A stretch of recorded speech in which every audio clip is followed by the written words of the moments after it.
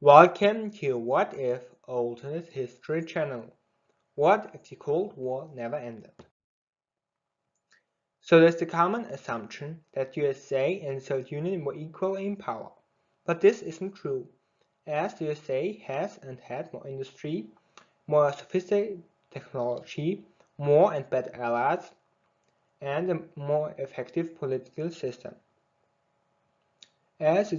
And now I don't want to offend any communist or socialist, but the Soviet Union was rather a dictatorship than a communist or socialist paradise, because socialism and communism mean at its deepest roots the ownership of workers of the means of production, which wasn't in the Soviet Union, as workers couldn't protest and vote, which most people can do in the USA, and so to level the Soviet Union up in its own timeline, I've made an alternate timeline.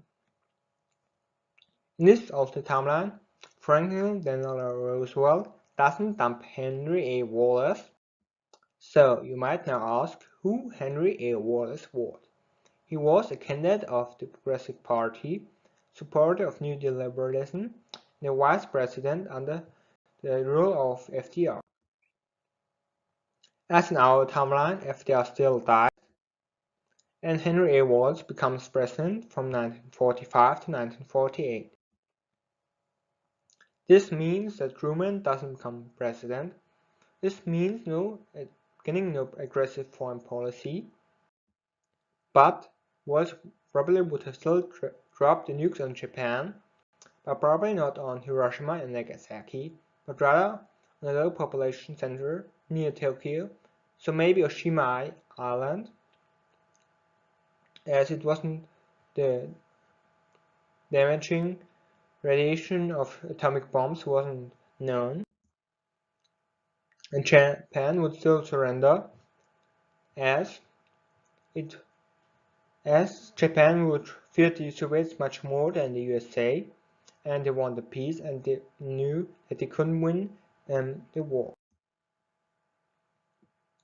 This would mean that the Progressive Party might have been more popular.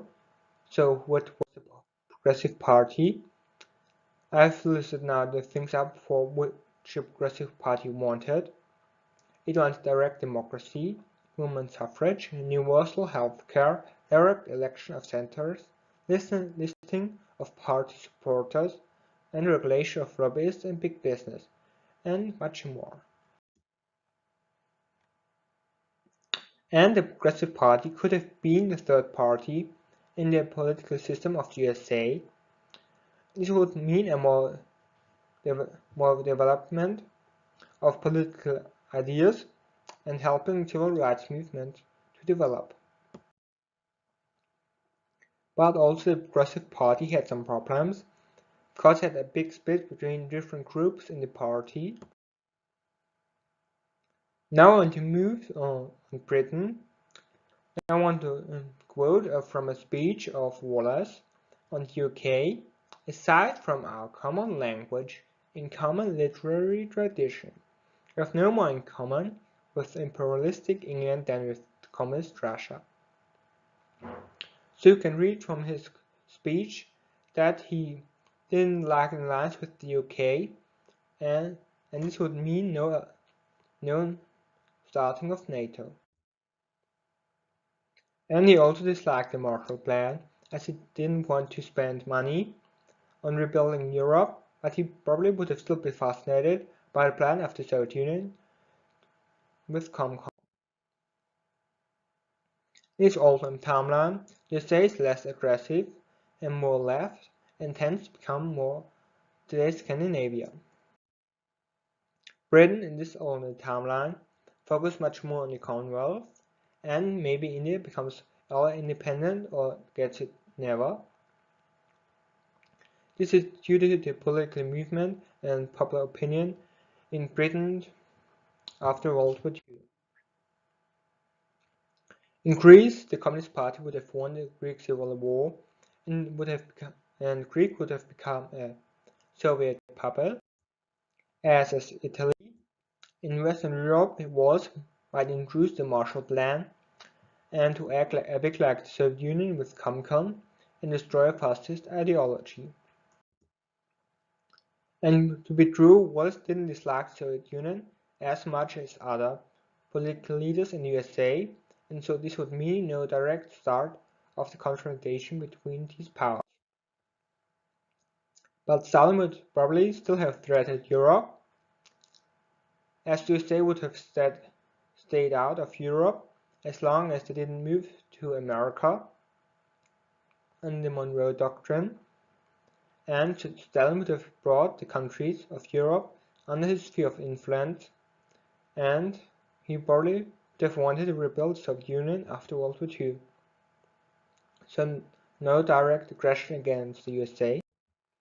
But in this old timeline, Soviet Union is more powerful and the USA has less allies than to our timeline, but Soviet Union has still a problem of the economy. It needed an enemy to keep the system alive, and Soviets needed some able to fight against to win, so that the population wouldn't revolt against the worst living condition, and it might have meant a cultural revolution, and there might have been an equal euro stagnation like in our timeline in the 1980s under Yeltsin, which you can see on the right, and Soviets would probably still have started the Cold War.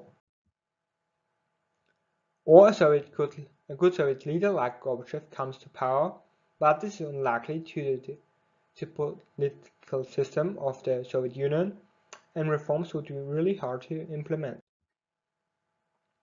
But this also would mean a more peaceful USA at the beginning, with no sponsorship of the military-industrial complex at the beginning under Wallace. I think soon a similar Cold War would have started, as the idea of a world revolution was widespread under the leadership of the Soviet Union, and there was an ideological dispute between the leaders of the Soviet Union and the capitalistic system of the West. So how long would the Soviet Union have lasted and the Cold War? It might have meant an elongated collapse or a shortened collapse. I don't know. For the elongated collapse, this speaks that the Western Europe as ally for the USA, and people hardly see the Western lifestyle. For a faster collapse, this speaks the Soviet Union has spent more money and resources for controlling Europe, and Britain still exists, and Western Europe and Europe have a long history of democracy. But I think there would be still an end to war. I'm sorry if you feel that the Cold War could have dragged on forever. I think Cold Wars are today just too expensive and don't really produce anything of value. Now I want to quote, this is in German, and I've translated into English. Die unwandelbare Freundschaft und der ewige Frieden zwischen allen Völkern. Sind das denn Träume? Nein, der Hass und der Krieg sind Träume, aus denen man einst erwachen wird. Karl Börne. And this means in English, immutable friendship and everlasting peace between all people. Is this a dream? No, the hate and the war are dreams, from whom we will awake. Now special thanks to the random leftist.